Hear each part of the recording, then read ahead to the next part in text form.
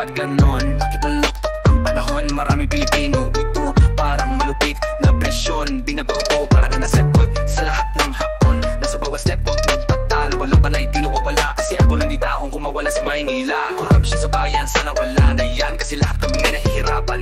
Walang makain, walang tirahan. Sa aking kababayan nakikita kong nahihirapan. Parang tumigil ako lang dito sa aking mahal kong bayan. Puno ng pag-asa pero ang hirap, tila ba walang hanggan. Paano na kaya ang kinabukasan na lahat ng kabataan? Kung makikita nila nalulubog ang Pilipinas sa pangalan.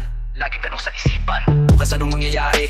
Kung di tayo magtulungan, saan tayo patutungo? Saan ba dadaanan? Daan, lagi may pinagdaanan. Sa bawat akbang dala ang pangalan, pinangalan. Nasaan na ba yung pinaglaban? Nilang Jose Pizel sa mahal nating bayan. Pinakamalas na naman, palubog ang mga pinangarap sa ating ninuno na gustong kapayapaan. Nasaan na yung yaman sa ating bayan? Para sinasabihan ng mga itim na kagustuhan.